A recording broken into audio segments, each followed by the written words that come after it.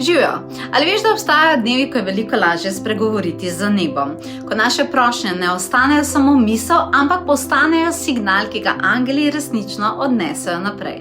Eden takšnih dni je angelski mednarodni dan priprošenj, povezan z energijo portala 5.5. To je trenutek, ko se energija spremembe okrepi, ko se odpre prostor, da lahko nekaj, kar si dolgo nosila v sebi, končno tudi premakne. Zato te vabim, da si ta večer vzameš čas zase. Pripravila sem posebno meditacijo, kjer vstopimo v sveti krog stvarstva.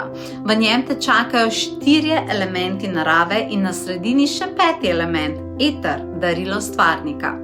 Najprej stopiš k vodi, tam izročiš svoje skrbi, bolečine in vse, kar te čustveno obremenjuje.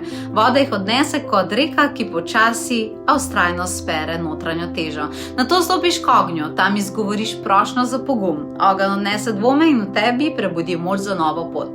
Potem pride zemlja, element stabilnosti. Tukaj lahko položiš prošnjo za zdravje, denar, varnost, dom ali podporo v življenju. Nato stopiš k zraku, element misli in vizije. V zrak spustiš prošnjo za jasnost, navdih in občutek, kam naprej. In potem je tam središče kroga, eter, kot darilo Boga.